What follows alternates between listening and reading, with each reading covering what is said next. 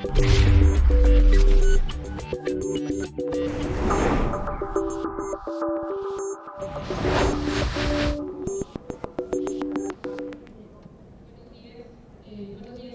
morning. We will start the second session for this second day of activities during this International Forum of Well-being and Development Policy. I am honored to be moderating this next panel, whose objective is to measure the subjective, and we will go about different methods and focuses, as well as approaches for subjective well-being, the happiness and quality of life, so that we can better know the important efforts, both domestically and internationally, as well as the usefulness of the metrics for specific policy making. During this session, we will have 5 presenters, all of them of the highest quality. I will give the word to the first speaker, and that is Marco Mira Bercole. He's an economist. He has a master's in economics by the Oxford University, and he's director of the Statistics and Progress Assessment for the OECD.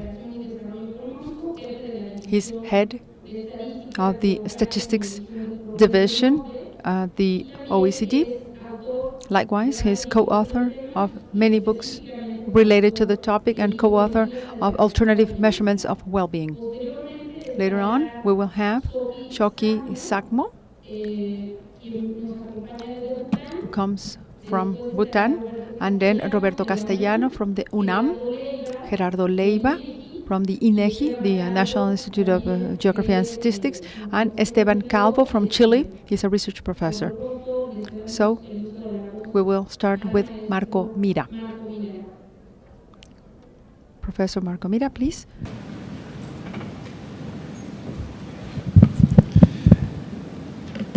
Good morning, everybody. I will not even try to mumble a few words in Spanish. You probably would, if I did, it would increase your happiness and increase my misery, so I stay away from it.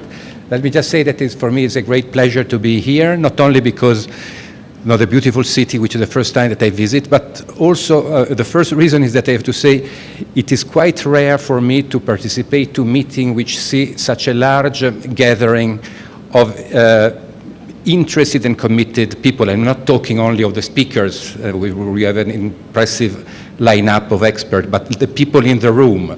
And I think in this respect, Mexico stand out not only in terms of average measures of life evaluation across countries, as they were shown in some of the previous presentation, but also in the degree of engagement that this agenda brings with it. The second reason of my pleasure for being here is that, as Eduardo Soho mentioned yesterday in the opening ceremony, the OECD will organize, together with the colleagues from INEGI, is the 5th OECD World Forum on Statistics, Knowledge and Policy in Guadalajara next year on 13 and 15 October. The provisional title of the event is Transforming Policies, Changing Life. And I think it is a title that conveys well the ambition of the meeting. Changing life is our goal, but we know that we will succeed only to the extent that we are successful in engaging politicians and in changing policy approaches. I've been asked, next slide, I've been asked to talk about the measurement of subjective well-being, building on our experience in developing the OECD guidelines on measuring subjective well-being and its subsequent take-up.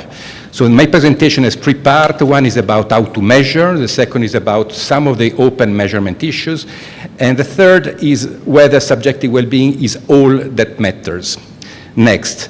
The first point is, so what are the concepts that we are trying to cover? Our point of departure for our work was very much in the report of the Stiglitz-Sen-Fitoussi Commission, which recommended at some point that statistical offices should incorporate questions to capture people's life evaluation, hedonic experiences, priorities in their own surveys. So what is subjective well-being in the approach that we have been taking the OECD? not a single construct, not a proxy for utility in economist terms, but a multidimensional concept with different aspects which are important for different reasons, with different drivers, and with different implications. The model used to describe the concept is depicted in this slide, which shows on the horizontal axis the three dimensions of life evaluations, affect, which in fact you could think about as two separate dimensions, the positive and the negative, and psychological well-being or eudaimonia. And then you can think in terms of this aspect of subjective well-being as reflecting a range of determinants, which include income, health status, social context, and the many other items that have been mentioned in presentation this morning. Next slide.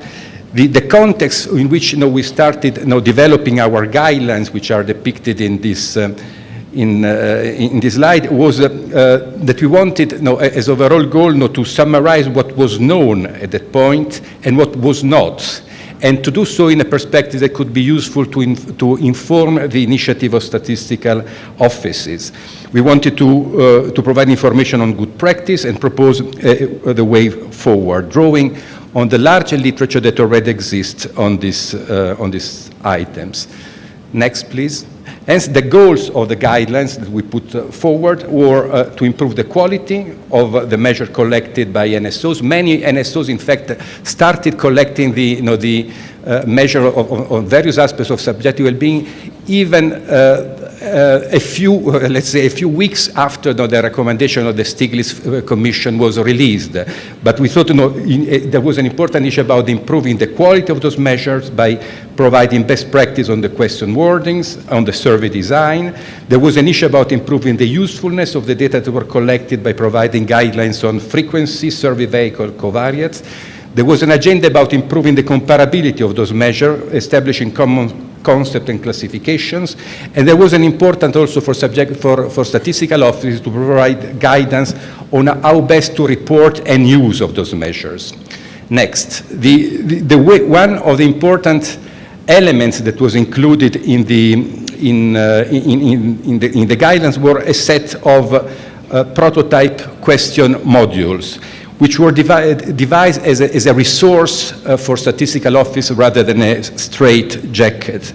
And these modules included, and you see them on the left, a core module which was the basis for international reporting in this field, plus a series of additional questions module for the various aspects of life evaluation, affect and eudaimonia, domain evaluation, experience well-being, all intended as a resource for data producers.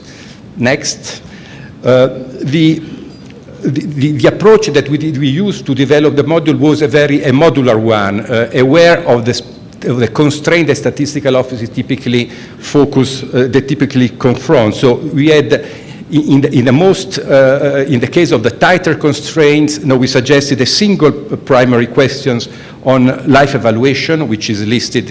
Will not be able to read it, but as the first question there, or as an alternative, if the time constraints were less binding, the full series of the questions in the core module, they take less than 90 seconds to answer, and they include question on eudaimonia, negative effect, one question on positive effect. And then we had proposal for various part of the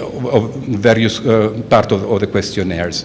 I think you can go next, and I switch the other two. This was just example of the type of questionnaire that were included.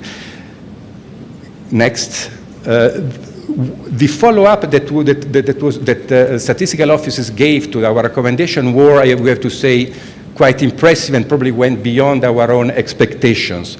The biggest success, in a sense, was in the fact that the European statistical offices agreed to develop an ad hoc module on subjective well-being, which was fielded in 2013. Modules included, and you see them on the left, a core module which was the basis for international reporting in this field, plus a series of additional questions module for the various aspects of life evaluation, affect and eudaimonia, domain evaluation, experience well-being, all intended as a resource for data producers. Next, the approach that we used to develop the module was a modular one, aware of the constraint that statistical offices typically focus, they typically confront. So we had, in the case of the tighter constraints, we suggested a single primary questions on life evaluation, which is listed, will not be able to read it, but as the first question there, or as an alternative, if the time constraints were less binding, the full series of the questions in the core module, they take less than 90 seconds to answer, and they include question on eudaimonia, negative effect, 2, one question on positive effect. And then we had proposal for various part of the questionnaires. I think you can go next, and I switch the other two. This was just example of the type of questionnaire that were included. Next. The follow-up that statistical offices gave to our recommendation were, we have to say, quite impressive and probably went beyond our own expectations. The biggest success, in a sense, was in the fact that the European statistical offices agreed to develop an ad hoc module on subjective well-being, which was fielded in 2013. We were closely involved in the design of the questionnaires, and in a stroke, he provided information for 25 OECD countries, in addition to a number of non-members. The second column refers to an initiative that had been undertaken individually by various European countries. Many of those measures were already, some of those measures were already implemented before we worked on the guidelines. Others were developed after and were much more aligned to our recommendation, and it is the case for the questions that were introduced by Italy, France, and the United Kingdom. Outside Europe, and it is the third column, the success has been equally important. There have been, of course, a tradition of countries that have used these questions even before we worked on the guidelines. It is the case in particularly for Canada, which has collected these measures since '85 in their general social surveys. But in the aftermath of the release of our guidelines, many countries started implementing them in their surveys. This applies in particular for Mexico, which have been using this life evaluation question since 2012, which has recently taken steps to extend the range of surveys where they are included, but also for Israel since 2013, New Zealand since 2014, Australia since in 2016, and Korea. The United States has some questions currently that are limited to experience well-being in their American Time Use Service, and this overall leaves only 2 countries of the 34 OECD countries that do not have at this stage official measures on some of the aspects of subjective well-being. Next, the interest in our work on the guidelines has gone well beyond statistical offices. Here you have a list of some of the contribution that we have been able to provide over this period, in addition to the chapters to the World Happiness Report and the Legatum Commissions on well-being policies. We've been working closely with WHO Europe, which is developing a Health 2020 strategy. We will include goals and targets on well-being. We have been in close discussion with the Japanese Cabinet Office. We have fielded a specific experimental survey in these fields. We've been in discussion with the Chinese Academy of Social Sciences. We've been a specific program for well-being of rural area. With Imagina Mexico, where they've been cooperating and providing advice on the ranking they have developed of happiness in 100 municipalities. With the World Bank, which are preparing a new tool, a survey of well-being with instant and frequent tracking, which is something that they develop mainly to provide more timely estimates of poverty, but we hope very much will include also questions on subjective well-being. And then there is an important aspect or area of interest in the educational fields, where the OECD PISA, which is the instrument which is used to measure the cognitive skill of students aged 15. They've been doing field testing on a range of subjective well-being questions and will decide soon about whether some of these questions will make it in their core questionnaire. Next, we have also been active in promoting a range, the uptake of our recommendation for a range of regional workshops. We organized one in New York in September 2013, one in Paris in June last year, and next one will be planned in Korea for the Asia Pacific region. And this workshop, in general, they've put together a combination of staff from national statistical offices, people leading community initiative, think tanks, producer on non-official statistics, and this have generated some useful feedback from us. Next, which I will go into quickly summarize. First point, much of the interest that we have seen comes from community and subnational initiative, which is something which we expected on one side, but which also poses new challenges for us. It is obvious that the same type of guidance may not be adequate for when fielded question at the level of municipalities or other subnational regions. There are a different range of covariates that are involved, and so specific issues there. There are persistent challenges reported by NSOs on how to report these measures. Average measure, saying that in Denmark the average score is 7.6 is not something that immediately talk to users. Many NSOs are more at ease in using threshold-based measures, so the share of people who report less than a given number, but of course it opens question about where the threshold should be put. There is an issue about understanding changes, when they are significant, when they are not. There are issues of translation which are raised very often. It is clear that some statistical offices have accumulated a significant expertise in these fields, and there is an issue about how to communicate this expertise to from other countries. It is also clear that there are many methodological testing that has been done. And this is the case for the ONS, but it applies to INEGI, it applies to the Netherlands, to Poland. And so it is important that we will find a way for putting together this range of information that has been gathered. Next, there is a strong demand, I think probably even stronger than for life evaluation for life as a whole, in the case of specific domain, which is an area where at this stage there is relatively little theory and much more empirical work. Their domain evaluations are covered in the guidelines, but it is an area where the demands are evolving rapidly. There are continuously communication challenges. As we heard, even in these days, subjective well-being is often described as either well-being in general or as happiness, or confused with any type of self-reported data. And finally, there is an important issue about understanding the causes. The pathways are typically complex. The type of data that are available are most typically cross-sections. And so there is an important challenge for drawing out and identify the type of implication on the correlates that can be important for policies. Next. The main goal of the guidelines was to put together what we know about this area. And I think the evidence has been quite compelling and taken seriously enough by statistical offices to convince them that it was an important area for their engagement. But it doesn't mean that there are not open issues still on the floor, and I will mention them rapidly. Many of these issues have been discussed recently at a workshop that we organized in Turin, in Italy, last October, which was organized by Arthur Stone and Alan Kruger as part of the activities of the Stiglitz Commission 2, which continues to operate after its first report, and it is attached to the OECD with the name of High-Level Expert Group.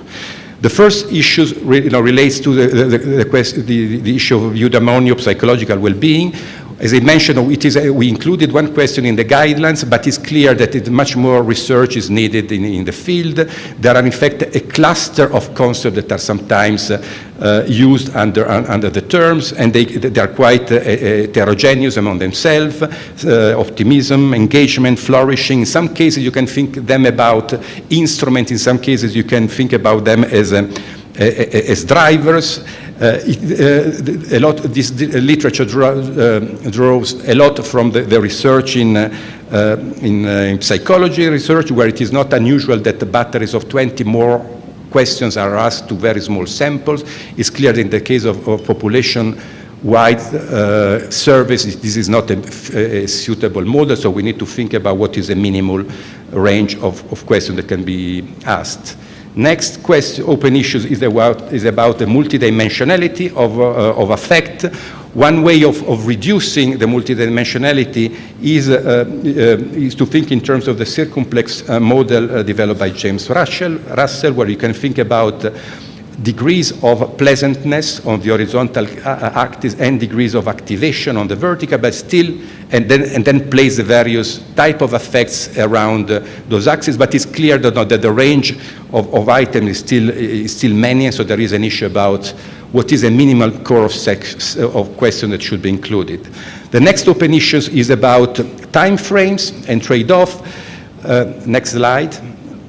It is clear different time frames can be used and are used in different type of research. They range from questions about right now, or the last 4 hours, or yesterday, or the last 2 weeks, the last 4 weeks. All these time frames are typically used in different instruments. For experience sampling tend to rely on right now. Large surveys rely on a combination of yesterday and questions. Small-scale survey have used on mood disorder, also used a longer time frame, and it is clear that there are trade-offs, and so it is difficult to say to find a model that will work for all purposes.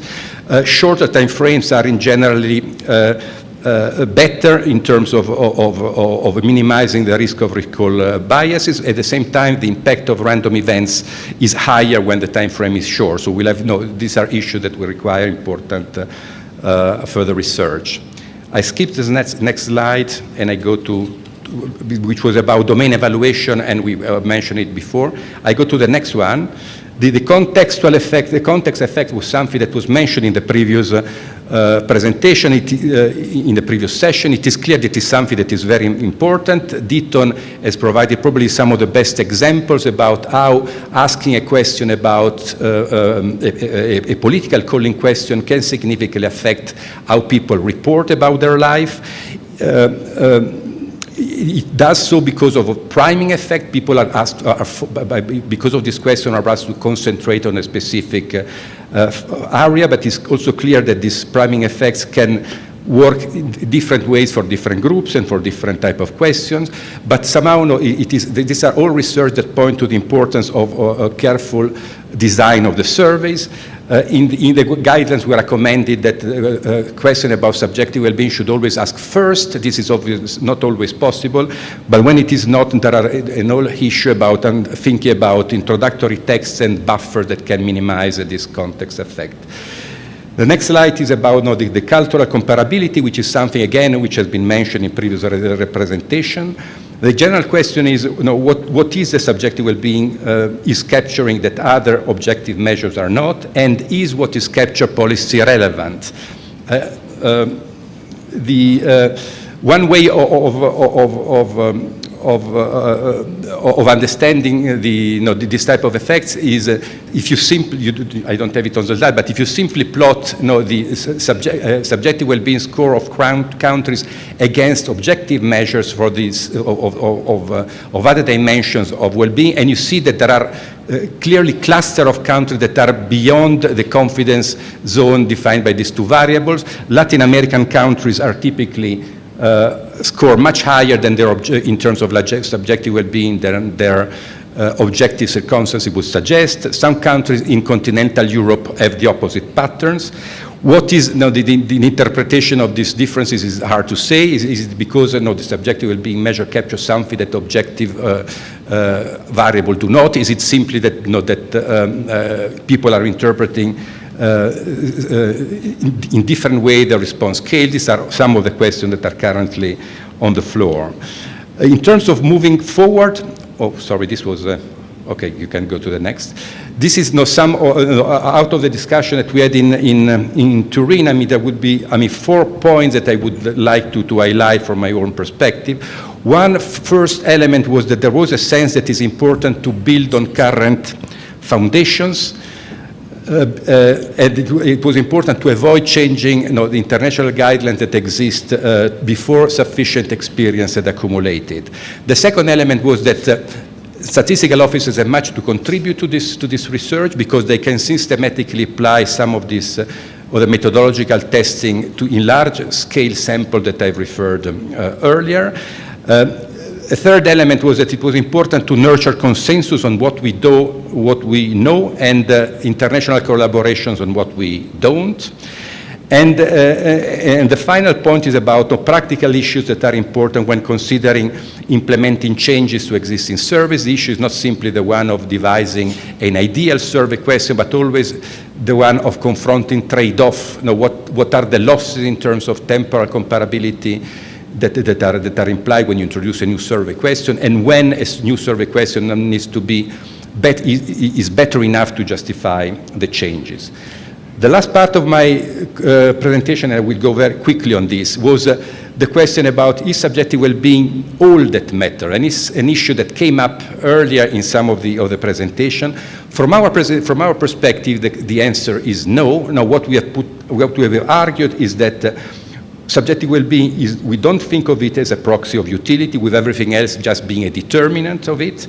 We tend to think subjective well-being, of well-being in general, as something that is multidimensional, and where subjective well-being is one important component among others. And the elements that are in common of all the dimensions of subjective well-being is that they always talk about people rather than the economic system as such. They talk about outcomes rather than about drivers or inputs.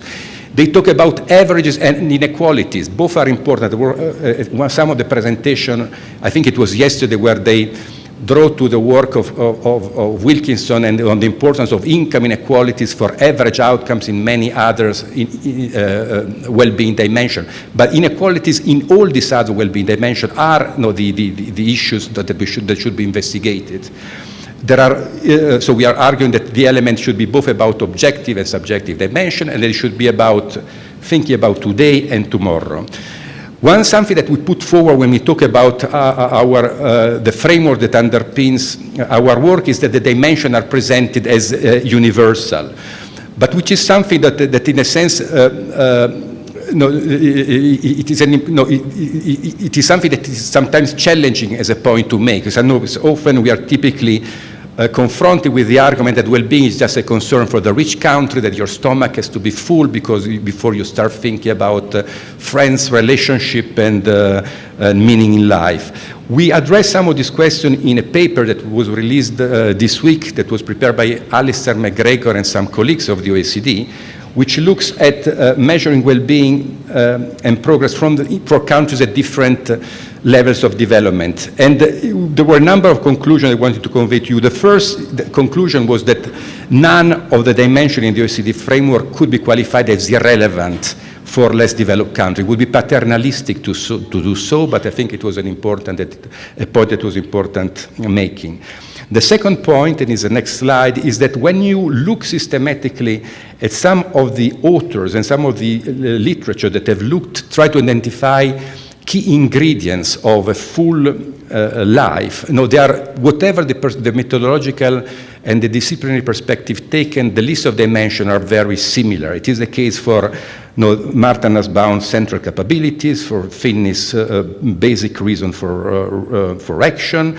It is the case from the World Bank studies on the voices of the poor that were referred earlier.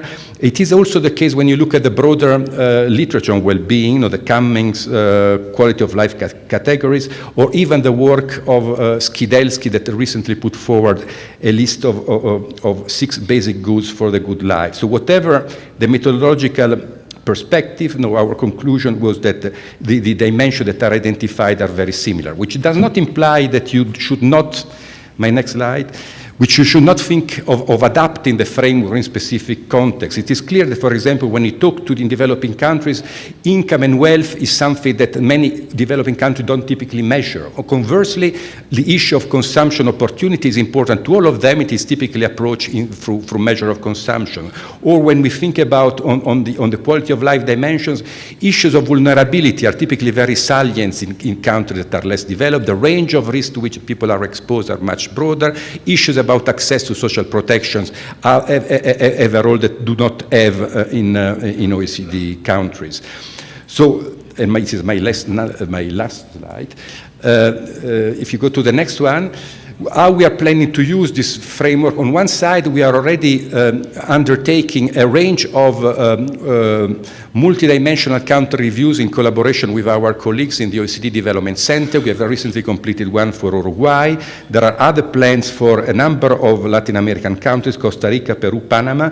They already include chapters on well-being, and in the future they could rely more systematically on the framework that on the adapted framework that I've illustrated earlier. But the second point, I think it would be also important in the perspective of some country-owned regional programs for monitoring and benchmarking the performance of Latin American countries. I've missed the opening presentation yesterday, but one of the points that was made by David Gomez Alvarez was the importance of developing a Latin American network of policies on well-being and quality of life that would allow to influence government policies. I think the idea of a monitoring tool that could support this type of networking is something that would be very important, and we would be very pleased and happy to collaborate with actors in the region to make it happen. Thank you very much.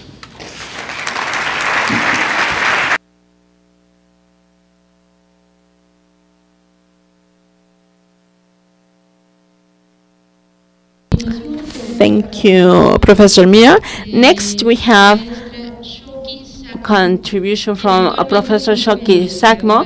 She is currently a researcher at Bhutan Center of Research. In 2013, she majored in applied statistics at the University of Australia, and she has participated at several events throughout the world presenting the concepts and indicators of gross happiness indexes in her country, and she has collaborated in several publications talking in depth about well-being and gross happiness at this very pioneer country in measuring the subjective well-being.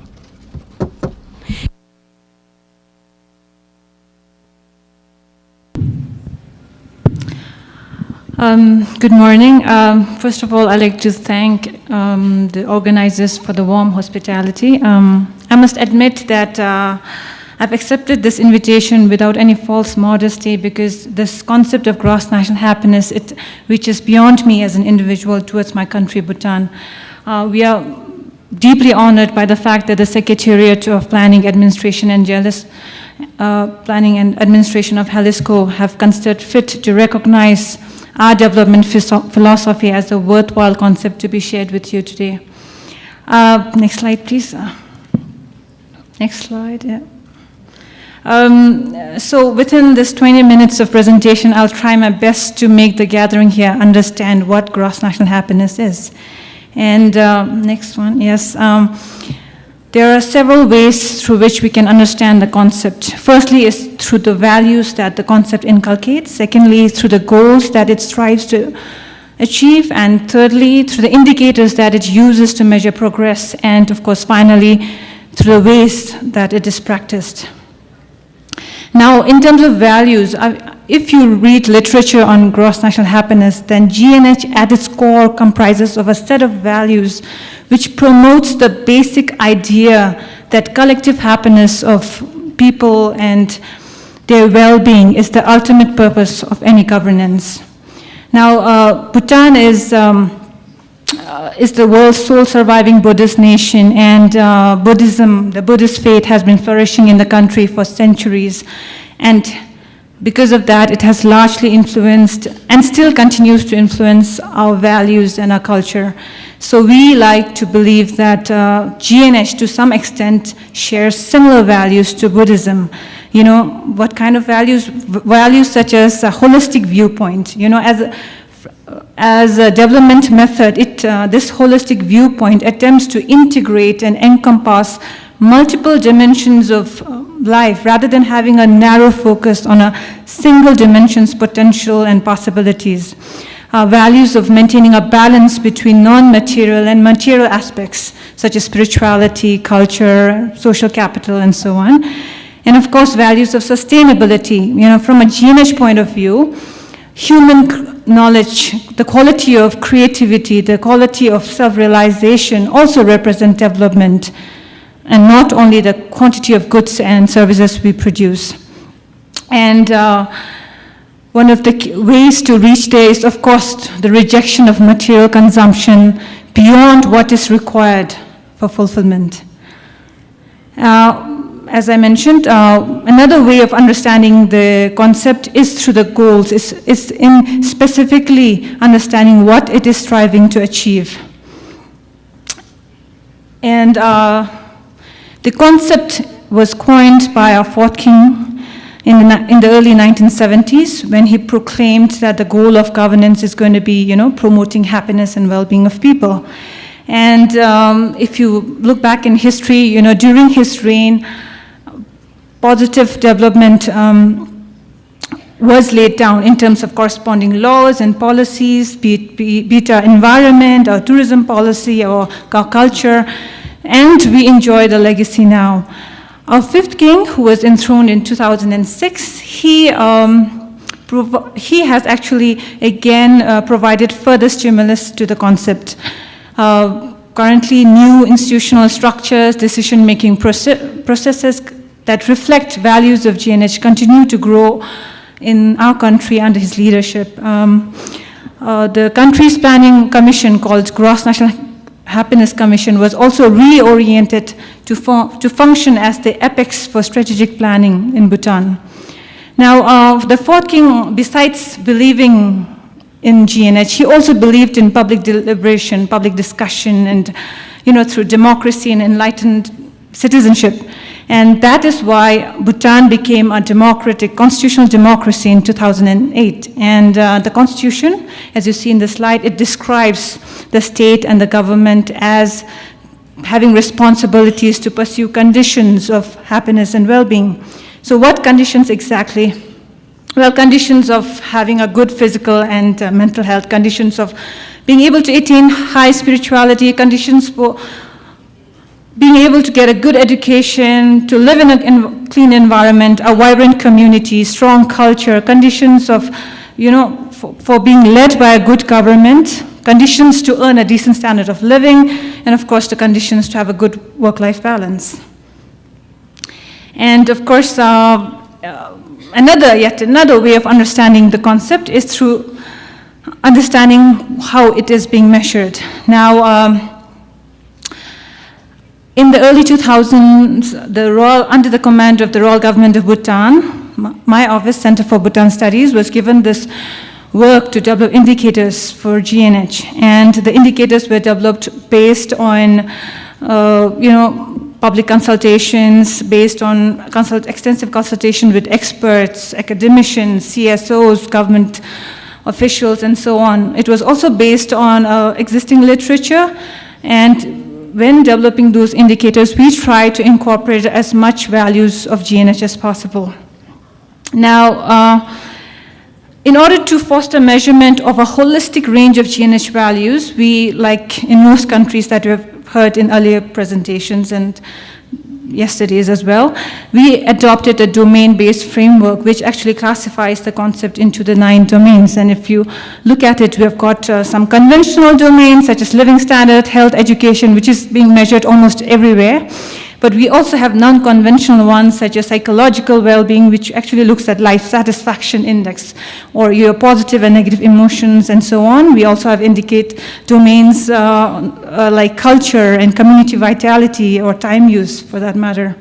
Now, because in interest of time, I'm just going to go very briefly through 2 of the non-conventional domains. Culture, for instance, it actually looks at the strength and diversity of our cultural traditions. And culture, as Bhutanese perceive, it's mainly used to instill values, it is used to meet our spiritual and emotional needs, it's used to temper the pace of modernization, and also, to some extent, safeguard our country's sovereignty. So if you look at the indicators, most of them actually are developed along those lines to track progress along those values. Community vitality domain, of course, also looks at the strength and weaknesses of relationships and interactions within communities. It surveys peoples on their trust and sense of belonging they have in their communities. And it's a very vital domain because social connectedness is very much reflective of the social capital in the country. And of course, in order to collect information on this list of indicators under all those 9 domains, what we did was a huge social survey using standard questionnaire. And of course, we did a multiple of pilot tests, the majors being carried out in 2006 and 2007. And of course, some of the criteria that we looked was the questionnaire structures, method of application. We did statistical tests, tested the reliability, ran, statistical analysis like factor, cluster, regression, and so on, especially to test the reliability and the scale of this response code for each of these indicators. And in 2010, we were confident enough to have a final set, and that's when we actually also, besides having indicators on the whole, we also have a single number GNH index, which is made up of 33 major indicators under those 9 domains, and it's based on the methodology used is the methodology which is actually used by the Mexican government for MPI construction. It's called Alkyle-Foster method. And how those indicators, these are the criteria of how those indicators are selected for the GNH index. Firstly, normative values, of course. What's intrinsically important from a Bhutanese cultural point of view. Secondly, statistical properties. As I mentioned, a series of tests was carried out on those indicators to test its reliability, robustness, sensitivity, and so on. And of course, accuracy across time, as pointed out by some speakers yesterday, because we had a lot of subjective indicators, we had to do longitudinal case analysis of whether those indicators were reliable. And of course, lastly, policy relevance. So we tried to include as much indicators that were relevant for policies purposes. Next slide. And in terms of weighting, the 9 domains are given equal weighting because from GNH point of view, we consider all those 9 domains equally important, whereas the indicators within each of those domains are differently weighted based on their reliability and validity. And this is just the methodology of how it's being constructed, the Alkyle-Foster method. There are 2 stages. First, you have the sufficiency threshold across indicators, and then you apply a happiness threshold for the entire 9 domains. And of course, how much is enough? How much is sufficient? It's guided by certain, criteria. For some indicators, we use international standards like working hours or room ratio. Some indicators we used national averages, and for some it was normative and aspirational. What I mean is, for instance, life satisfaction index. Obviously, we would keep the threshold at a very satisfied category. And of course, the last category, the last criteria is participatory meetings. For instance, indicators like, land ownership, which is included under living standards. We actually had to do a participatory consultation with local farmers, ask them how much is enough, how much is sufficient for them to earn a decent standard of living. So these are some of the criteria that we had to go through to actually identify the sufficiency threshold. Now, this is just a pictorial representation of how GNH index is constructed. Now, assuming that each of those cubes represent one domain, Mr. Tinley, the top person, he is sufficient in only 3 of the 9 domains. whereas Tsiring and Chimi, the bottom 3, they are sufficient in at least 6. So if we have our happiness threshold at 6, then we would conclude that Mr. Tinle, he is classified as not yet happy, whereas the bottom 3, Tsiring, Chimi, and Sangye, is classified as happy people. So this is just an example of how it's constructed. Of course, after the GNH index is computed, because of its decomposability nature, we can actually analyze it state-wise. So these are the 20 districts of Bhutan, and then we use mapping as one of the major communication tool to actually communicate the results to the politicians, the decision makers. And lastly, and most importantly, the last way of understanding GNH concept is the way, how it is being practiced. At a national level, as I mentioned before, it's, the ways includes defining a concept, asserting values, establishing goals, and creating indicators. But additionally, what's equally important is applying those values at an individual level. Now, there might be governments, or our government might provide enabling environments, but if the citizens, they're not vital enough to pursue those offered opportunities, then the success of GNH will be impeded. So it is equally important that the citizens are vital. They're facilitated by, a reflective awareness of self-regulation and wellness. So,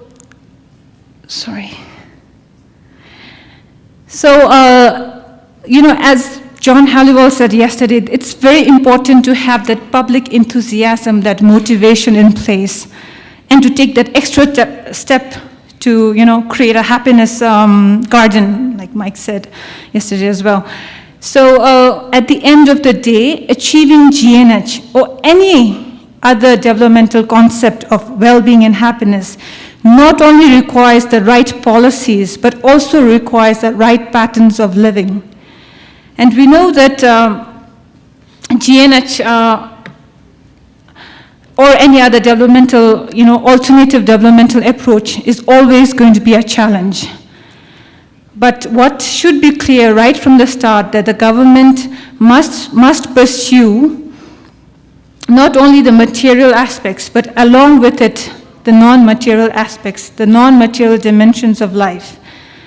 And of course, we do accept the reality of globalization and cultural change, but we also believe we must always believe and strive to select the most beneficial aspects of these developmental strategies.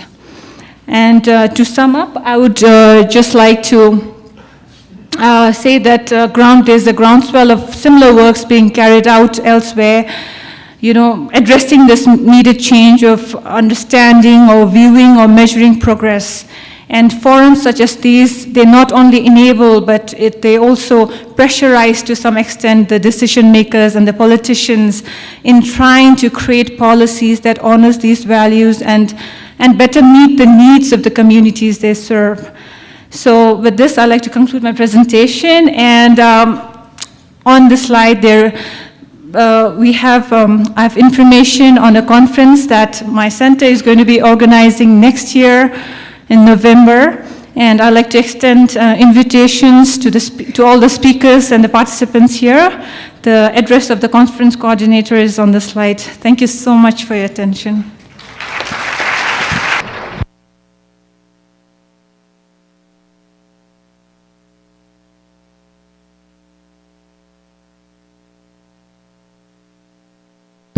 we want to thank Professor Shaki Sakmo for her presentation. Next, we have Roberto Castellanos Cereceda, who is a Mexican politologist. He's currently the technical secretary of the seminar Subjective Satisfaction with Life and Society from UNAM. He is a professor from at the Social Sciences and Political Sciences at the Mexican Autonomous University. He teaches, and he's also has a major degree from La Guillave in Spain. He has director and consultant at the national and international level. He has published articles on subjective well-being, the rights of children, children labor, and other topics related to societies.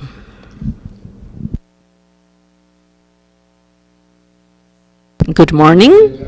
First of all, I want to thank the invitation for us to come and join this event. I add myself to the congratulations of Bruno Frey this morning and to many other people who have congratulated you for this event not being held in Mexico City, and also that has such a large number of participants, and the good organization by the organizing committee here. And I also want to thank the invitation. Specifically, I want to thank David Gomez Alvarez, who seems to me it has been a key player for this event, as well as the government of the state of Jalisco. What I want to present to you is some results from a survey, from a study we have been working on at UNAM, specifically at a seminar that we just formed. This is a seminar on that articulates or gets together experts, people interested on things that relate to subjective well-being, but with other topics related to quality of life. And we have made different research work. On one hand, we have worked qualitatively with surveys and also quantitatively from the same perspective. And I want to share with you some results from the quantitative studies we have been carrying out. I don't know if I can have my presentation to start to present to you results. My next slide, please. Well, as a synthesis, I would like to present a reflection on different concepts that have been well defined so far with regards to happiness. What does happiness mean from an overall perspective? And then I will go to specific data so that we can better understand the subjective well-being as well as other concepts that might apply when trying to identify words, terms, and anything related to satisfaction of life, happiness. At least this is one of the many findings in our research. So we will show the presentation, and in the meantime, let me explain what it will encompass. This is work that has different modules, 8 modules in all, and the modules aggregate different scenarios. For example, they have satisfaction or well-being, aptitudes to democracy, human rights, socioeconomical variables as well, and it has a national representation and a regional representation. So this is not on an entity basis or federal entity basis, but rather on a regional basis. So the country has been divided into 4 regions. One piece of document from Diener argumented that happiness and its history could be kind of like a car label or a bumper sticker. Bumper stickers that can be, described based on the era during which happiness is described. And of course, we have McMahon talking about happiness and its history. So we have to go to the ancient Greece before Socrates or Aristotle, when happiness was a fortune and a random, and it was good luck, basically. Later on, happiness was having or leading a virtuous life, so it was a virtue-based life. Then we have Aristotle and the Middle Age, during which apparently happiness was on a heavenly stage, so it was not something we could attain during our earthly life. Then we have the illustration, things changed, of course, and some of the classic Greek concepts were taken, argumenting that people could have control over their lives, so we can have a more utility-based life, and we can move on with, for example, pain and suffering and desire and so forth. Then we move to the 20th century, and based on my perspective and this historical baseline, I conclude that we have a historical background based on the era, based on what was happening at any given moment in history. The constant, however, is an interest to try to elaborate on these topics. This could be the day-to-day basis or concepts made by the experts. And in recent decades, we had a different theme. It's the science of happiness. So all in all, what we are doing is gathering data, and we are asking questions and putting together the answers so that we can understand what happiness means, or what the perception is. I think this is an open question. Are we closing the loop? Are we actually about to close the loop? We should have public ethics as part of the formula. Many authors and specialists have incorporated this ethics as well, as part of the practice as well.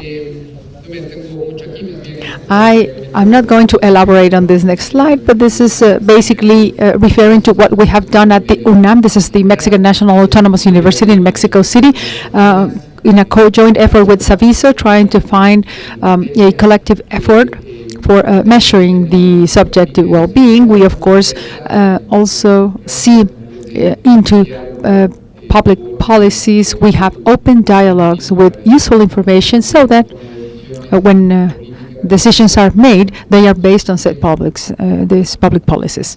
This is more or less the objective. This is a general view.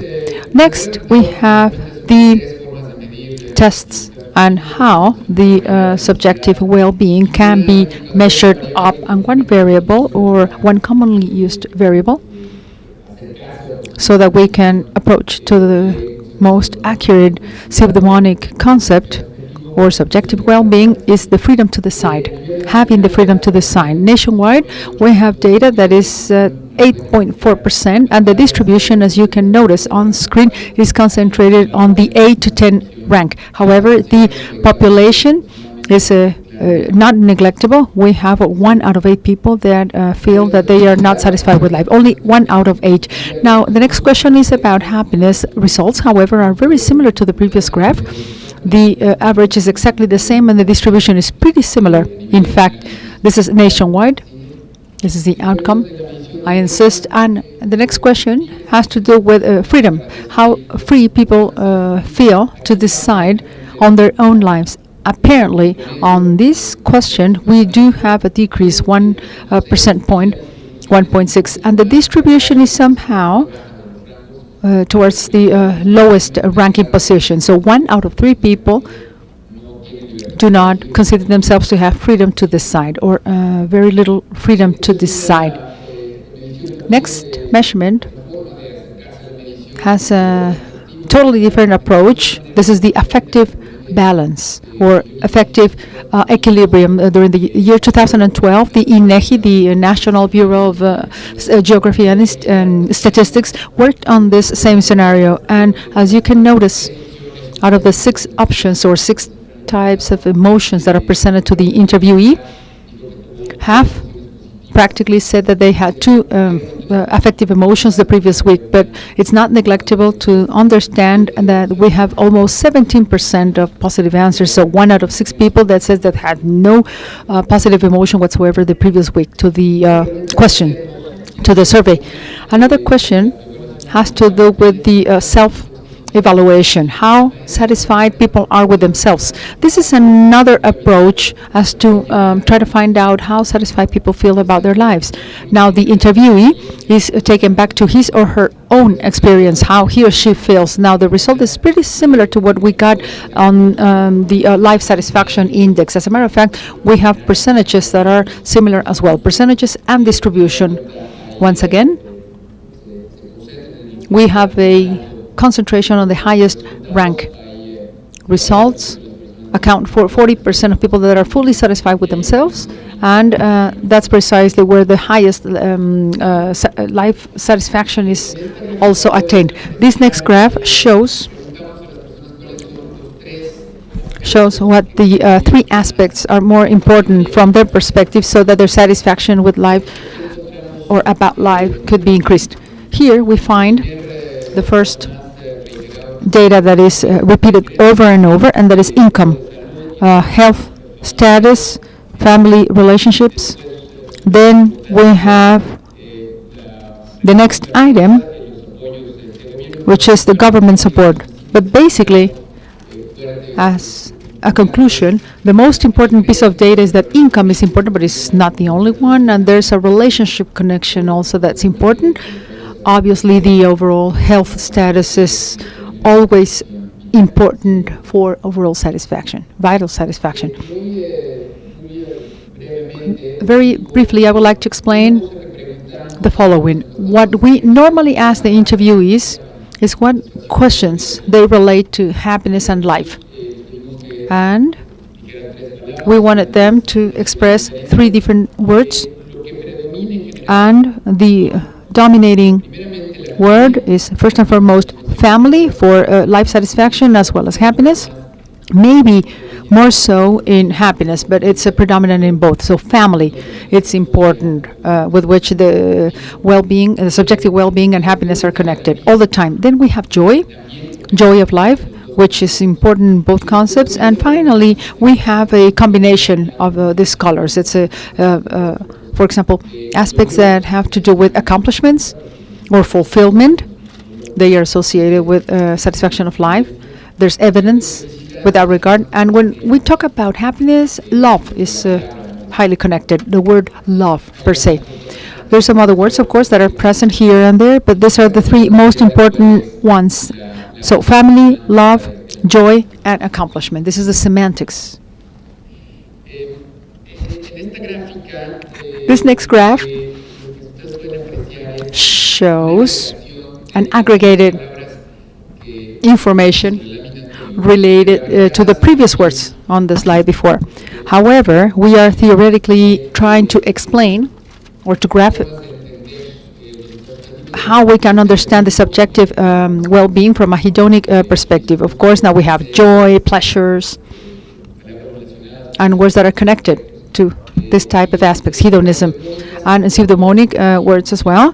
For example, some of the questions included sacrifice, achievements, discipline, effort, always associated to order, eudaimonic order, and relationship-related word, for example, family, friends, and the fact of having a social life, actually having a social life, and so forth. We also aggregated afterwards these three arenas and tried to explore where the concentration was higher in terms of the answers, of course.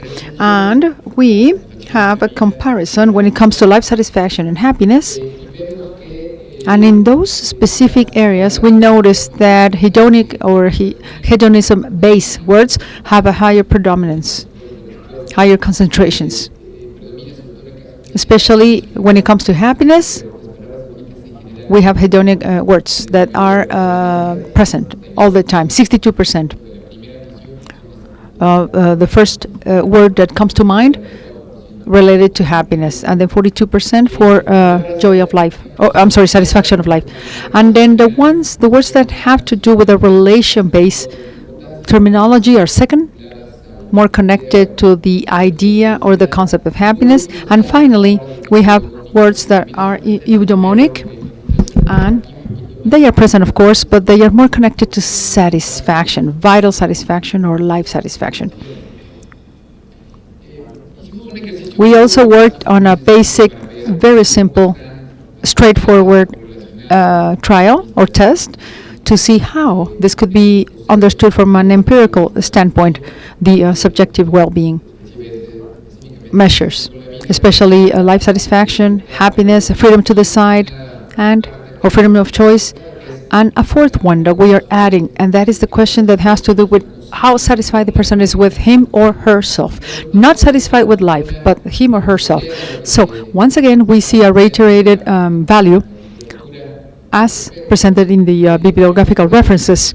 There's a strong association between happiness and satisfaction with life. And second, we have satisfaction with oneself, or being or feeling good about oneself.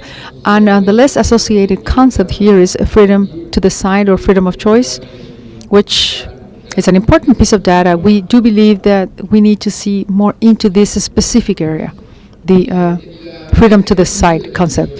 When we measure these parameters, we include 13 basic dominions, and we search in an attempt to try to find out what the scale is, the ranking. This ranking goes from less to plus, or less to more. And this is true in other cases as well. Other studies carried out nationwide have similar responses. So the concentration is above 7, and very close to number 9, to be more precise. This is the 1 to 10 scale. Now, another general concept that should be considered has to do with those arenas that are closer to the individual, are better evaluated as opposed to those that are closer to the individual. For example, when it comes to the family relationship is better evaluated as opposed to the country. The country is somehow felt apart from the individual. Also, we could underscore some of the concepts that are also included. Family is the most important dominion. Is the only one that has an average higher than the national average.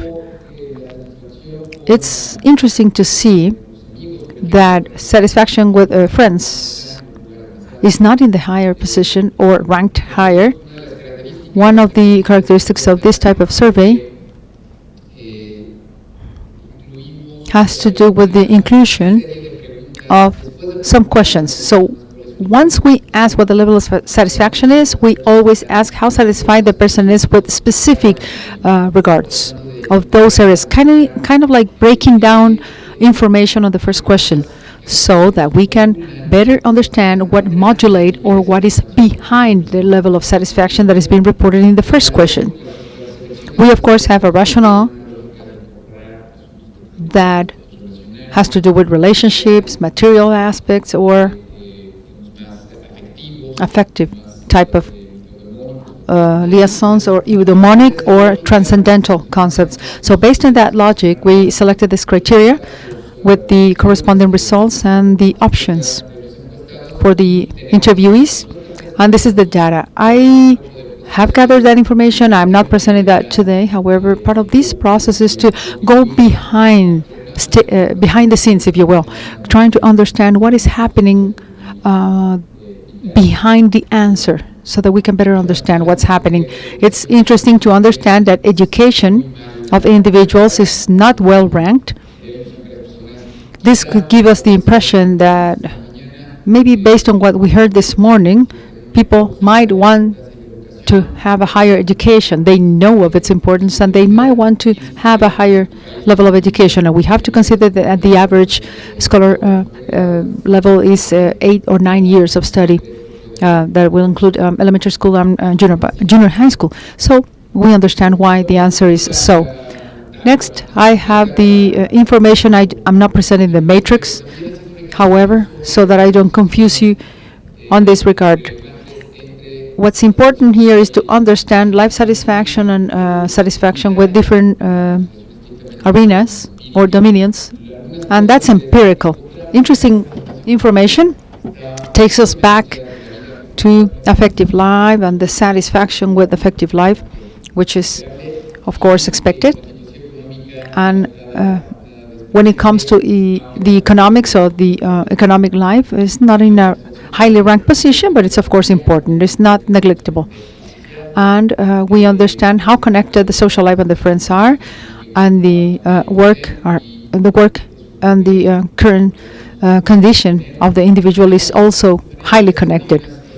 There's an association, and it's expected, of course, when it comes to satisfaction with the place where people live, the neighborhood, and the city, and between the city and the country. So that would be the results based on satisfaction percentages. We have also analyzed other nationwide data, and we understand that the relationship between the person or the individual and the country is always low. Apparently, we can't find a way to identify ourselves with the country, with our country. So it's not for vital satisfaction in any way. And of course, we need to work more in that regard. I would like to give you a very global view of the geographics. These are the 4 regions I mentioned before, regions from which we gather data, and 3 pieces of data are important. We have vital satisfaction with life, the second one being happiness, and the third one, freedom to decide or to choose. The highest levels are in the metropolitan area. We have Mexico City and Estado de Mexico, which is in the upper part of Mexico City, and we have the corresponding percentages. In the region where the state of Jalisco is located, it's in beige, and it would come second or third with ranking percentages of 8.4, 8.6, and 7.4 correspondingly. The highest levels are in the northern region, not in the central part, as I stated before, is in the northern part in blue. And this, of course, once again, expresses the importance of the context. The blue region is totally opposed to the lower region or the southern region of Mexico that has higher economic crisis. So we have to understand where happiness is located, where satisfaction is located. This is just gross numbers, but this is from a geographical perspective for you to have a better idea. Some of the questions and challenges ahead that we believe derive from the analysis. We have to say that this is a preliminary trial, given that this is fresh data. We wrapped up this past June, July. So during the past 4 months, we have been analyzing this information. In any case, there's a question we always need to ask. We need to have semantic consensus. Are there any semantic consensus? So apparently that's the case. We have one concept that complements another concept, and so we need to unify them. As the OECD has stated, we need to understand what people are responding, how they are responding, and how we can integrate the information. There are shared elements from hedonic, affective relationships, in the case of Mexico, with emphasis on family, and in Latin America is the same case.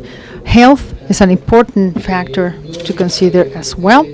We should not forget the fact that 1 out of 3 people believe that he or she has no freedom to decide, and 1 out of 4 has a negative aspect of emotions, or based on the emotions, and mental health is an important factor to consider. I do consider that it's relevant to work on the analysis based on the scale. From 1 to 10, the difference between 4 to 5 is the same that exists between 8 and 9. When it comes to evaluation, the satisfaction of life is not the same to go from 4 to 5 and 8 to 9. It's not the same. So it would be worthwhile to consider how we can open up the focus on that rank, those areas where more concentration happens, and of course the public policies that we need to consider. This is my last slide. It's a reflection with a general overview. And I quote Sachs during his last report on happiness in the year 2013, where he advocates for the comprehensive social policies, especially when we talk about subjective well-being and happiness. And we need to know that there's a lot of data, great deal of information, and not only the governments are responsible for this, but the citizenship as well. The society should be involved. And of course, because of a tight agenda, I cannot elaborate on this slide, but the reflection is important, and this is my last message. Once again, I would like to thank you. The database is not available online as we speak, but should you be interested in using it or getting hold of the questionnaire or the survey, I will be pleased to help you with the access in the meantime, because we will be working on the portal very soon. Thank you very much for your attention. I come from the INEGI. I am representing the INEGI, so I would like to have my presentation posted up. I always ask questions. I always carry out surveys because I work with statistics. So I start my presentation by asking questions. By a show of hand, please. Indicate who has one son or daughter or a nephew or a niece. Evidence of demographic explosion. Everybody has one, at least. Now raise your hand if you don't want that son or daughter or nephew or niece to be happy. So now we understand there's consensus with regards to happiness. Everybody wants his or her daughter and son to be, or niece and nephew, to be happy. So we will start by quoting one of my favorite philosophers, is Kino from Argentina. And it says, keys are made. Keys are made, or tailor-made. And then we have, good morning, sir. Could you please make the key to happiness? And then the man behind the counter says, yes. Can you show me the model? And then she says, wise old man. He couldn't make it. He couldn't manufacture the happiness key, or the key to happiness. Now I will skip some slides.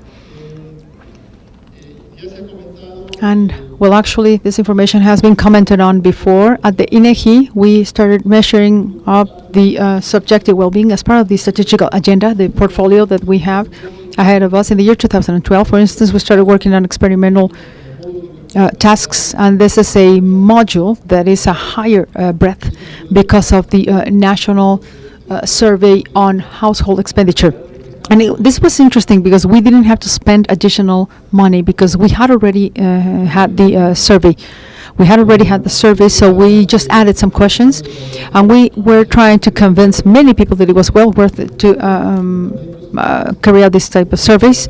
We started working in the year 2012, so this is the module I was referring to. And this is the pioneer effort when it comes to official statistics. Some of the countries in the world have somehow incorporated this type of ACES theme.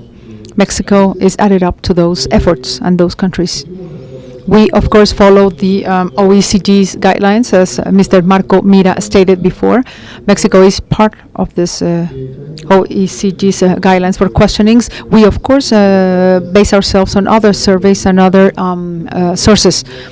We have the 18 to 70 years of age worth of population with 10,654 surveys that have already been implemented, and these are representative of the country. With this sample, of course, I cannot work on a regional basis. I can talk about the country. So this is a nationwide scope and some of the subgroups that I have analyzed. So what I am talking about is basically two topics.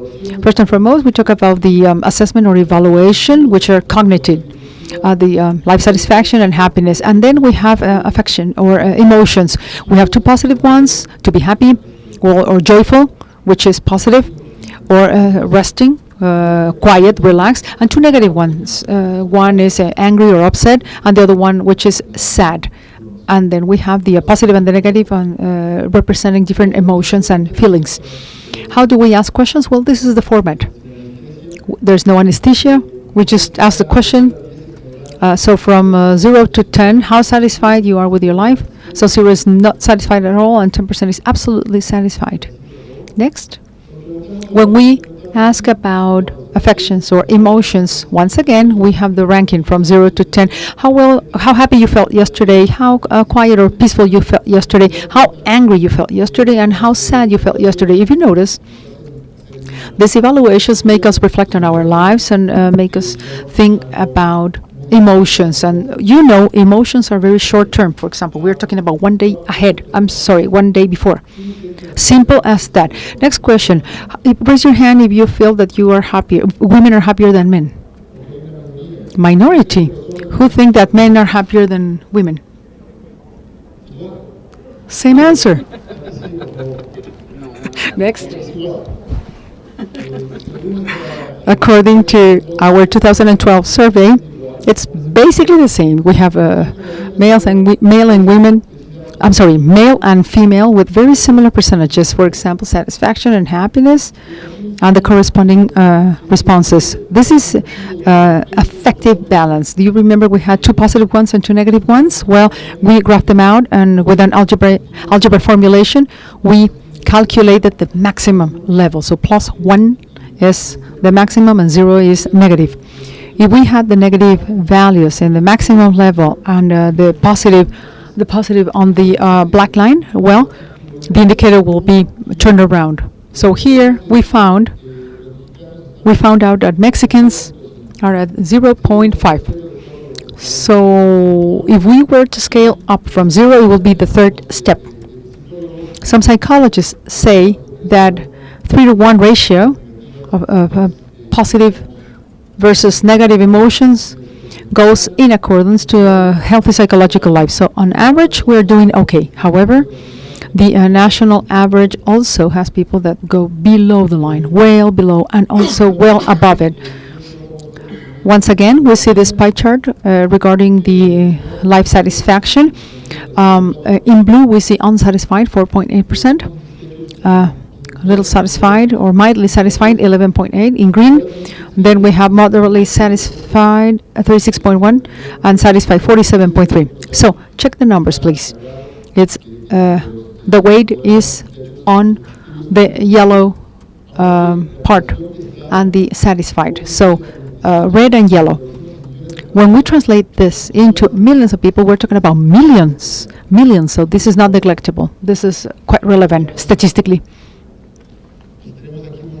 So I would like to hold it there. Please take a look at these bars, and we talk about satisfaction dominions. And once again, as the same case in other surveys, we have family life always ranking first, always.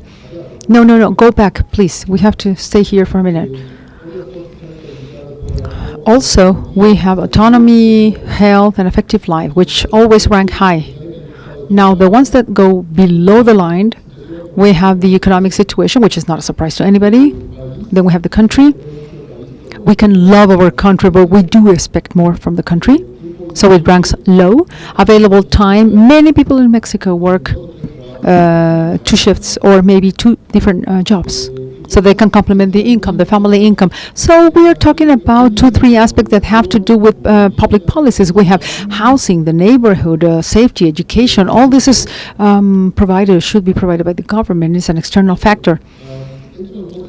This next graph shows the relationship between the age groups. We have satisfaction and happiness graphed out based on age ranges. So we see a direct connection. It's somehow mild, and the ergonomic analysis is presented in this format in order to analyze why young people are more effervescent and happier.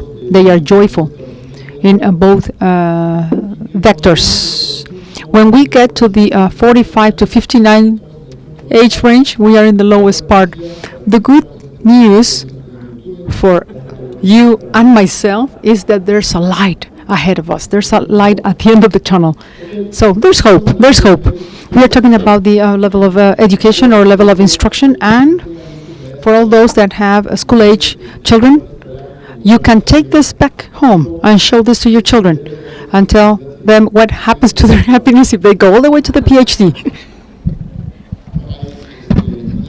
Right? So there is this growing tendency between the level of education and satisfaction of life.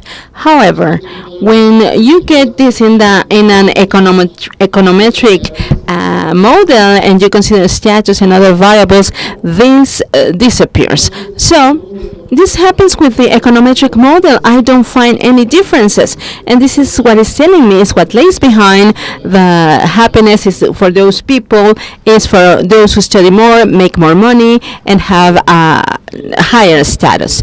So here what I have is affections. Remember that affections are emotions that are reported according to the way I felt yesterday, and here we have it is not as expected, that is, there is relationship with the education level, but you can see the last column, 0.5 and more.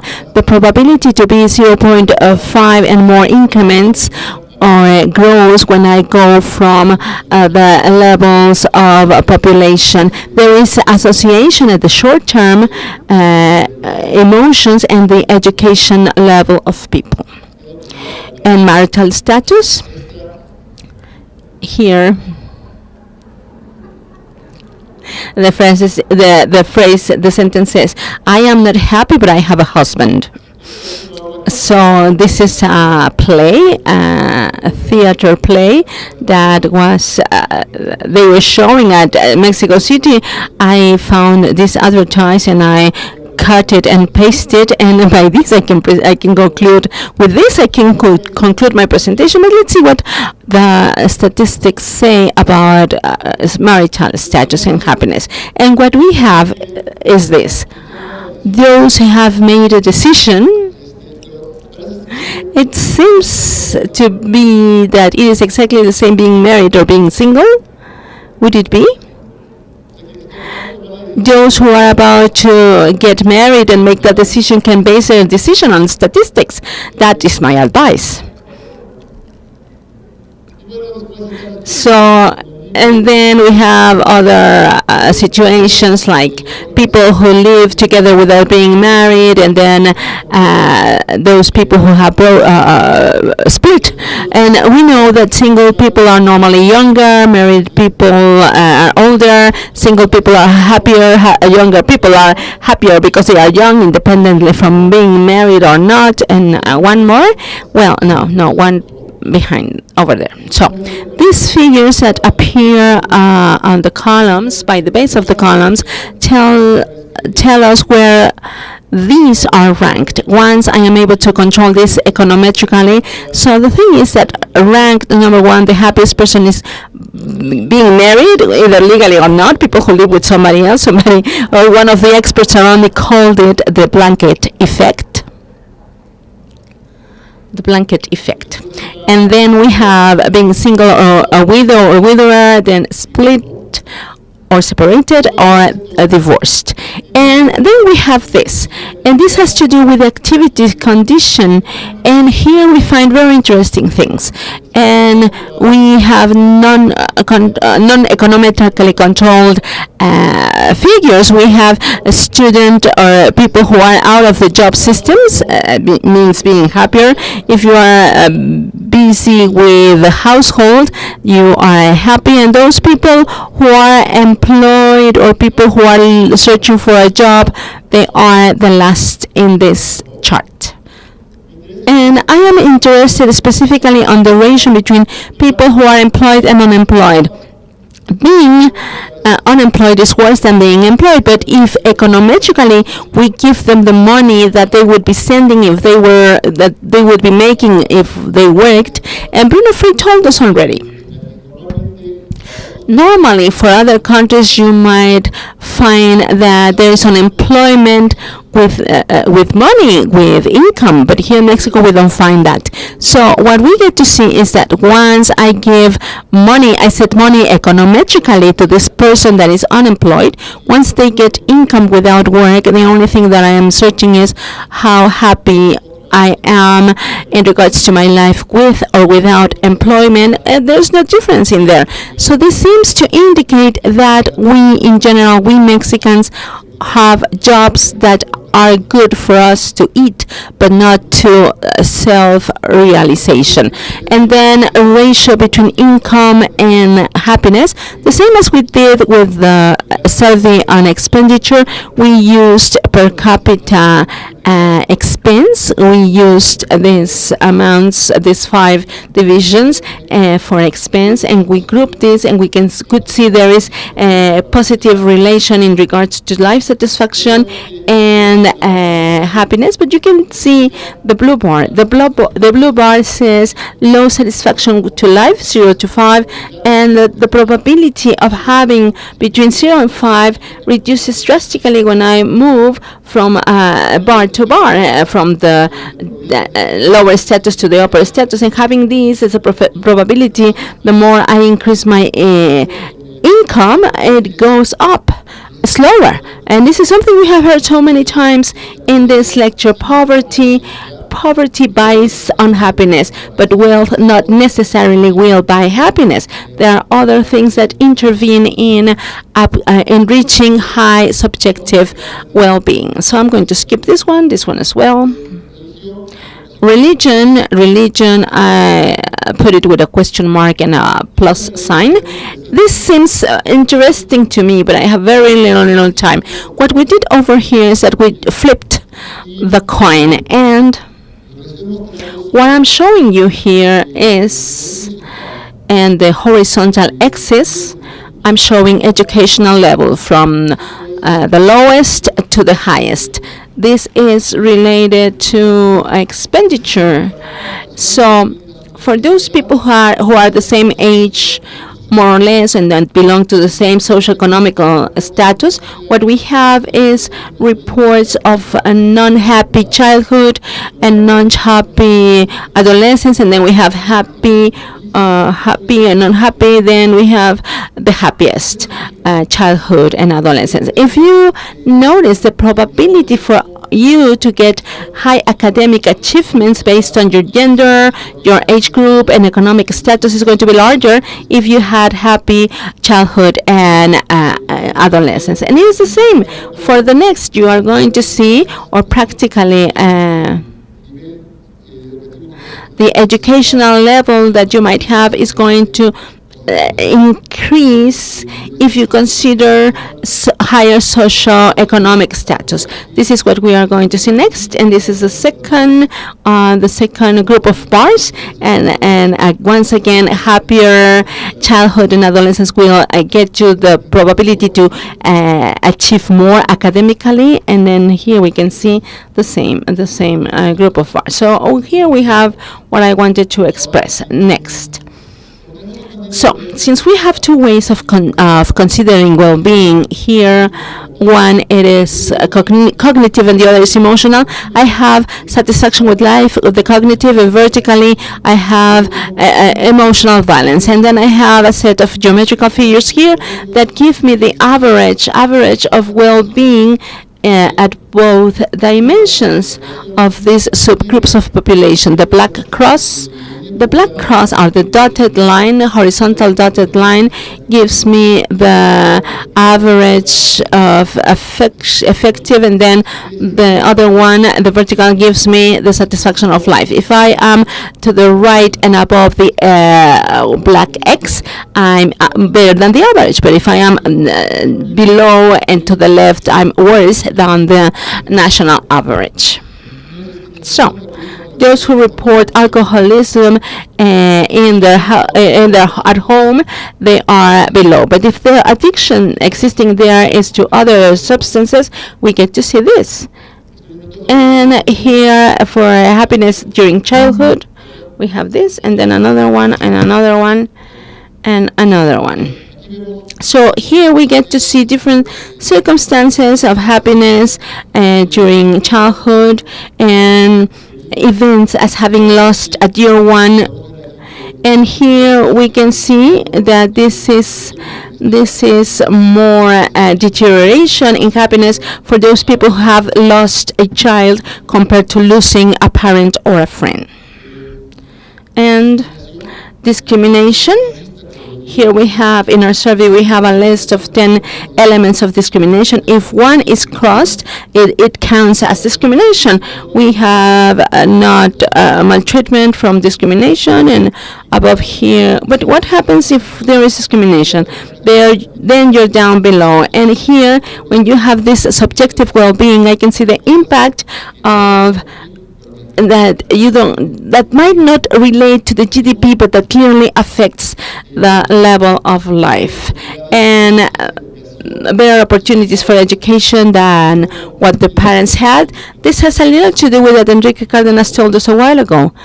And better opportunities for having a better job than the parents, better life standards compared to the household of origin, the home of origin. And if it is similar, it might be below the average. We all aspire to be in a better place than where we come from, and more. So if the level of life is less than where we come from, I am at disadvantage in terms of well-being, independently from the objective level of life where I grew up. Now, if the person was acknowledged and recognized for doing whatever they do is above the average. If not, it is clearly below. In an econometric analysis, we find that recognition is 1 year valid. So if you want to acknowledge somebody and a year has passed, you have to renew it.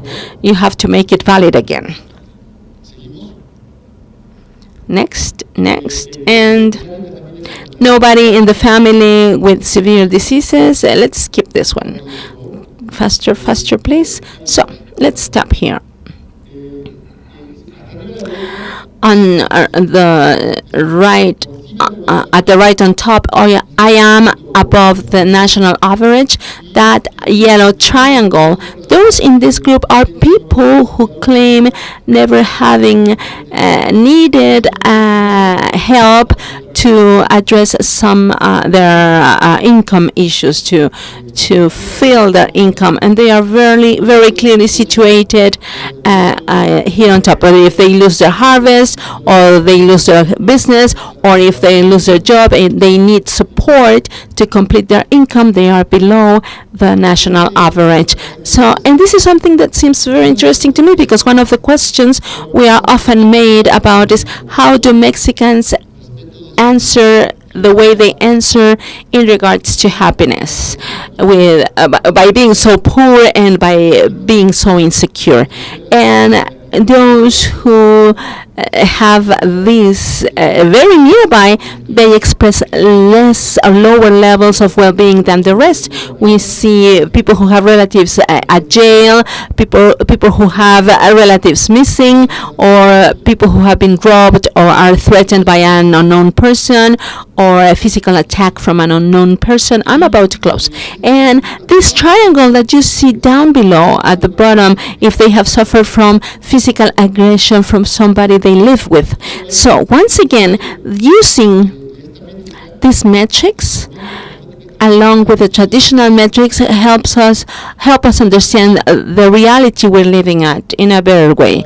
So for INEGI, the idea of measuring subjective well-being has been a very interesting challenge, and as we have learned the information this provides, we are more convinced that this is a very useful source for getting to know reality in a better way and being able to recognize the effects over well-being and happiness. And the other thing is that we have an additional element in our indicators that is telling us how we are doing, and it is basic. If the aim of a public policy is to make people live better, it is necessary to rely on statistics that prove that people are living in a better life, and what are the elements that increase or decrease the well-being of people.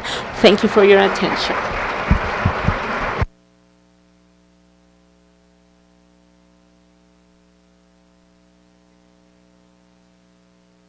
Thank you, Gerardo. This is information that is public since 2012 and available at INEGI. Last, we have Esteban Calvo, who is Professor of Public Policies at the University Diego Portales in Chile. His areas of research include aging and courses on life, social epidemiology, and public policies. Esteban has been a visiting professor at the Columbia University. He is professor as a professor of sociology in the Catholic University of Chile, and he is a consultant for the UN system, among many other associations collaboration. Please, Esteban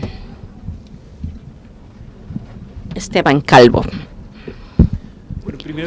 Well, first of all, I want to thank. It is always very stimulating being in front of such large audiences. The wallet that was lost yesterday was mine, and I was not making any experiments. And I was so happy to find it. I'm very happy to be here. I'm so happy to be in Guadalajara and also to be around this warmth of Mexicans. I want my presentation on the screen, please. And I want to tell you about measuring subjective well-being, and this is not the core of my work. My great interest refers to how, through public policies or through a social intervention, we are able to improve health and well-being of people in general.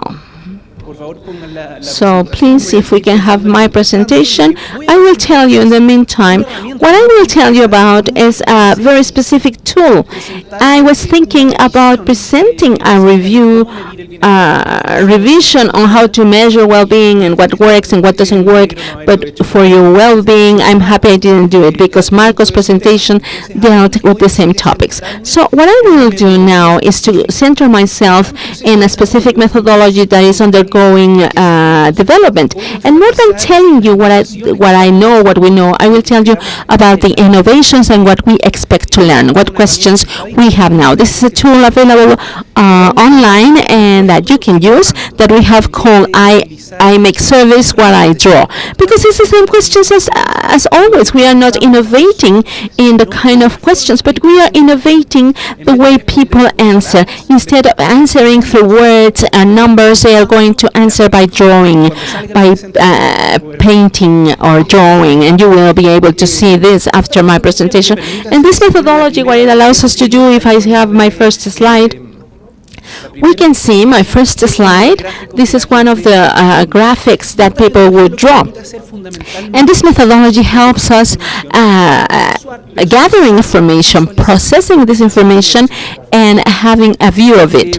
And so the context that encourages my presentation now is a world where measurements have reached a very high level, to the level where we don't measure things. It's as if they don't exist. And I like something that someone from India said, if it cannot be measured, it cannot be solved. From the government perspective, it is enough to have measurements of those things we need to improve. But sometimes when we want to measure very complex things, we are in front of a challenge. Measuring well-being is not simple, of course.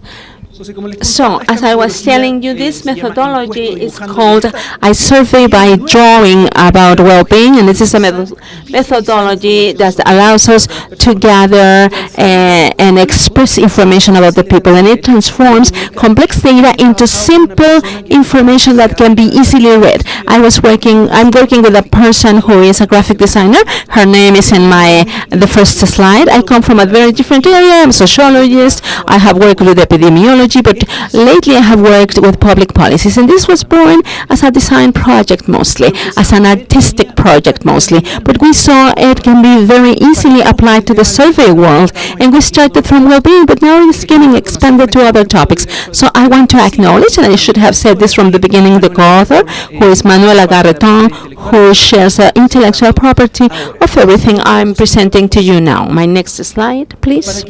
So for this methodology that is surveying about well-being through drawing can be effective and work along with other methodologies that include questions and answers with words or numbers. It is necessary that we have three different elements included, three things that need to occur in some other kinds of measurings, and we lose out of sight. It is first that we need a concept and theoretical definition that is very precise about what we are measuring. In this case, is well-being. Secondly, we need a measurement that is reliable, and these are concepts that you have heard at some course on methodology or some kind of presentation like this, but we need measurements to be pleasant as well. We live in a world that is bombarded by surveys everywhere. Today, this morning, we have talked to people, and sometimes we render information, and even when we don't want, we open an account on the internet and we say, I accept the terms. No, all the time, constantly we are turning back, we're turning in information, but sometimes we receive a survey and we simply say, I won't fill out the survey. We need this process to be pleasant, and we need this information that we gather gets back to those people who turn in this information, because this is not a democratic process most of the time. People don't know where their contribution got to. So we want this measurement not only to be a measurement, we want it to be a concept definition on what exactly we are measuring, as well as a way to spread information in a friendly and democratic manner. Next slide. Measurements, empiric measurements for well-being, the ones that we have been reviewing, they often come with a very clear conceptual definition, but sometimes we find simply a number and they don't come with a very good theoretical definition, and this makes us suspicious. What is this number truly about? What is this number telling us? And this gets very clear when we try to measure subjective well-being through different biological, like hormone levels and some other things. But Maria Rojas is telling us that well-being is an experience more than a number. It's this experience. So we try to have access to this experience through words, through drawings, through brain images, or hormone levels. But the distance that might be among these or between these might be big. So the first thing is, what do we want to measure? And there are people who have made this effort. There's no single definition. There are many, but if you're going to do this in your office, in your government, what you need to do is that we need to measure what I am interested about. And I will give you an example from somebody who has been a leader when measuring subjective well-being that tells us about global happiness. And he defined this in a very clarifying manner. He says that happiness is the degree by which an individual classifies or assesses the level of quality of his life in a positive manner. This is a very, very brief definition, and there are degrees. Someone can be more happier or less happy. There are individuals who qualify their lives. This is subjective. It is not an expert comment to say, you look happy, you don't look happy. No, individuals assess themselves, and they assess the global quality of their lives, not a specific scope. And there are, of course, other assessments or evaluation that go to specific scopes. And this is in the present, or in the past, or in the future. It is today, or the past few weeks, or the very few time passed. So a measurement to be acceptable, it needs to rely on two criteria. First, we have reliability and validity. These are words that we all have heard, but we forget about them. And it is very easy to express them through these drawings. It is like targets where we can send an arrow or shoot an arrow. So when we want different measurements, we want to hit the target, right? But if you look on top here, we can see we have never reached the target. So this is not valid. This is nor reliable. And the second drawing here is systematically we reach the same place in the target. So it can be reliable. Systematically we can obtain seeing the same results, but we are not hitting the target. So there is a gap between the concept that we want to measure and the empiric measurement we are getting. But this reliability is the first condition for us to have a valid measurement that we can see in the drawing at the bottom. Here, systematically, we hit the target, and we are able to measure. So what we most know about subjective well-being, we know very little. We are just beginning to understand how to improve the general well-being. But the past 40 years about well-being have taught us a lot about how to measure, what measurements are valid, and the answer is not as simple. But the measurement, because the measurement we will use would depend on what exactly we want to find. And I have to refer to what Bruno Frey was telling us this morning. It has to do with the problems we want to address. From the academia, we are not as ambitious. We sometimes say we are not interested in addressing problems. We want to understand. So a measurement is there for reaching a goal, attaining an objective, and it has to do with what problem we want to address or what question we want to answer to. And from this, we have to make decisions. One first decision would be, who should we ask about well-being? Should we ask always the same person that will give us the subjective questions, or should we ask an expert, or should we create a lab with brain images and hormonal tests? With all these for public policies, I think the answer is very easy. Laboratories have applicability at bigger scale, but in this case, it is cheaper to come to the people and ask them. Experts' evaluations are not going to help us. They could help at some specific settings, but if we think about large public policies, national surveys, this suggested method, and the method we are suggesting is very good because people will inform about their own experiences and their own lives. And one next question, and with this I don't want to tell you that markers and experts in biological markers don't work. They work at certain scopes, and it could be for lab research. And another important decision here is, what should I ask about the past, about the future? And here we were able to see that the present works very well for this. Of course, there are problems, there are bias, as it is bias for the income level. I don't know if you have observed an income survey. Nobody says, if you ask, like, for example, how much do you make? They're very long surveys, and it is for health is the same. Do you suffer from diabetes mellitus? What? So that is difficult, and there is a lot of bias in these measurements. And for subjective well-being, some questions are like that, or some surveys are like that. But something we have found is that if we ask people to evaluate their past or their future, then they have less accuracy. Time works the same as space.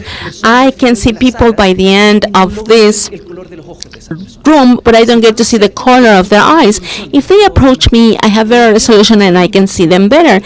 And in time, it's the same. If I assess today, it's very good. But if I want to assess 5 years in the future, well, if you come back to me in 5 years, the answers might not match. So it's the same with the past. We color both the present and the past, the future and the past, with the present. Oh, somebody got into the speakers, or am I getting crazy or what?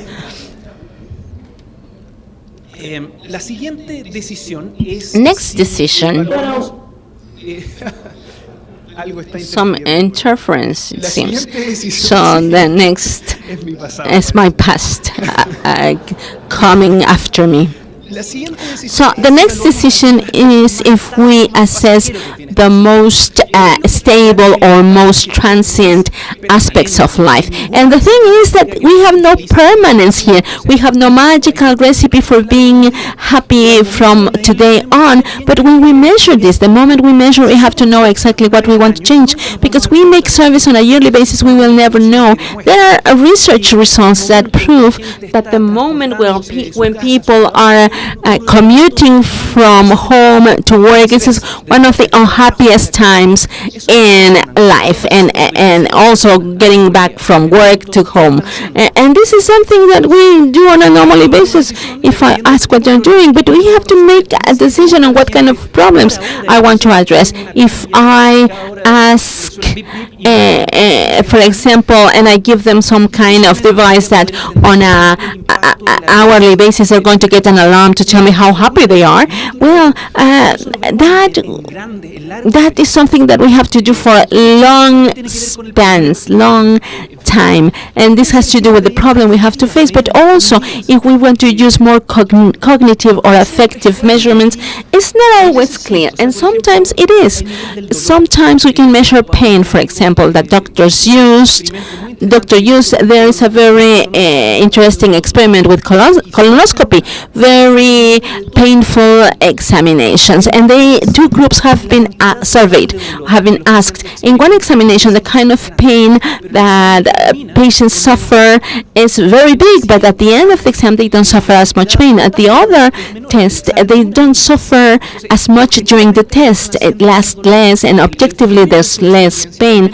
So the flow of their experience is less time for the people to experiment pain, but at the end, there is a high level of pain. And somebody said in a previous presentation, I think it was Margarita, the last moment of an experience is going to determine our memory. So those people who were longer time exposed to pain but had less pain at the end, they remember it as not as painful. From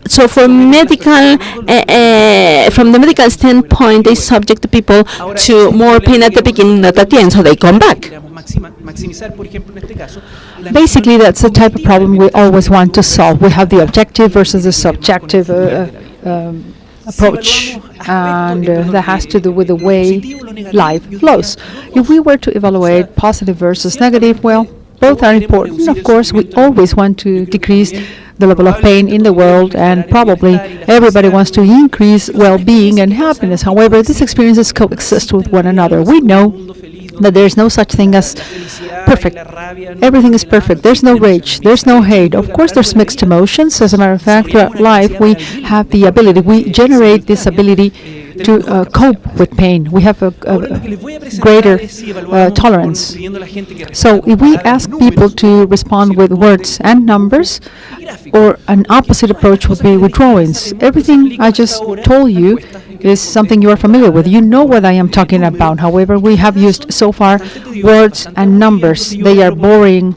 They are not interesting, at least for the interviewees. So I will next show something that is more entertaining, and the interviewees' experience is also greater. And when we are measuring well-being, it's consistent. We don't want the experience to be boring and generating an unrest or upsetting scenario. So innovation is important. I mentioned this before. Innovation is part of the way we are responding and not so much the way we are asking. So Encuesto Dibujando, which is the name of this program, is an experience. It's not a traditional survey, and we have a number of people responding. And so far, this is the way we have had this service. For example, groups of people that respond by drawing. I don't have that much information gathered or data gathered, but the responsive time is not more extensive as opposed to the regular survey. And people truly thank this type of moment. They feel it as a pleasant moment, and it's interactive, so they overall like it. However, we could see the bias that can be decreased. Next year, I can tell you what the results are. So far, I don't know yet. We have randomized the responses, for example, traditional formats versus this innovative format. So we don't have a universe so that we can graph it out and tell you the results. However, I can tell you what the results have been so far with regards to the interaction and people's emotions. Next, I will talk about the spread, how we spread this information. This is the graph I wanted. This slide talks about a society, and we know that society measures everything. We are over-measured, over-surveyed, if I may use that term. We all have access to that information, of course, and then we share the information with other people so that they can in turn use it. So the important thing is to have the information, and it's important for us to know that all those that generate information could have access to the data. This is not a database. We don't want this to be on Excel spreadsheets. Instead of that, we would like this to be part of a useful experience, easy to access information. So if you go to the website, and this is the name, Dibujando el Bienestar, you can print the graph, or this is a template with instructions and questions. Next slide, please. Facilitators normally ask these questions within a group, and there's a process to guide the questions, and people respond in a drawing format. This used to be artistic, so responses were very nice, very pleasant to the eye. There's a scientific component to it that has been added, so now we have a system in place that when we scan the answers, we can process information at a later stage. Before we process that, I want to share this. These are people, actual people responding to the surveys, and this is the color format they use. More answers, and these are real answers I am sharing with you. So you can scan this information, and next slide will tell you what happens. So information is uploaded with an algorithm on the website so the information can be processed. So images and colors are processed. They are stored, and they are taken back or brought down back in a user-friendly format. We see all these words, for example, the handprint is ours, but the graph is very similar to the OECD with the petals and the flower model of the OECD. So the way people respond is by quadrants. We have the positive part, the negative part on the top and on the bottom, and then we have the emotions and the external as well as the external. So we ask about positive affections, negative affections, suffering, and a context, which is a favorable one or an adverse one. Next. This visualization helps us compare. We can very effectively understand the averages as well as inequities. So what's even and what's uneven, we can understand that. We can also work on rankings. Ranking have problems, of course, but ranking gives us uncertainty. When we work on a country-to-country basis, we don't ask all the inhabitants, all the population. We just take a sample and we average that. We vary. We know that the average varies. We could be number one in the ranking, but the difference is not statistically relevant when compared to country number 20. So rankings exacerbate the differences and the gaps. So the visualization here should also include that type of criteria. This was carried out in Mexico. It's a very complicated word. Tepalcapatlan. Santiago de Tecapatlan. I will love it to perform it in the state of Jalisco. We have carried out this in the U.S., in Boston and New York, in Mexico City, and Chile throughout the country. So this is my invitation. You have the website. You can download all this information, and I will be pleased to help you in any way with this project. Thank you for your attention.